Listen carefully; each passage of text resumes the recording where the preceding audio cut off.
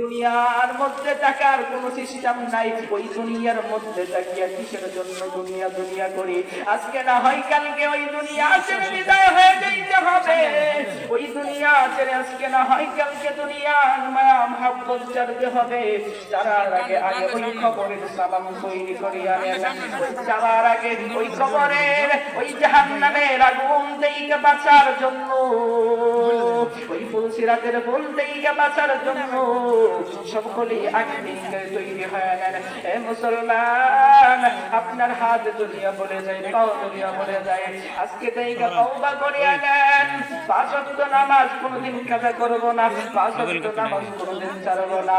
হে মুসলমান, তাই নয়, যদি বলেন আজকে আমি সারা জীবন ইবাদত করলাম, কিন্তু ওই 5 ওয়াক্ত নামাজের মতন হবে না, 1 ওয়াক্ত নামাজের মতন হবে না। সমস্ত আমল আছে কিন্তু আপনার নামাজ নাই। আপনি জান্নাতে যাওয়ার কোনো সিস্টেম নাই। কারণ আল্লাহর নবী, বিশ্ব নবী রাহমাতুল লিল আলামিন নিজেই বলেছেন, মিফতাহুল জান্নাতিস সালাম, সালাত হলো জান্নাত হলো, ওই জান্নাতের চাবি হলো সালাত। ওই সালাত যদি কায়েম করতে হয় তাহলে এই জান্নাতে ঢোকা যাবে। ওই চাবি যদি দরকার পড়ে তাহলে ওই দুনিয়াতেই কামাই করতে হবে। অনেক অনেক বান্দাকে বলা হবে, হে বান্দা দৌড়ে যাও, জান্নাতের দিকে যাও।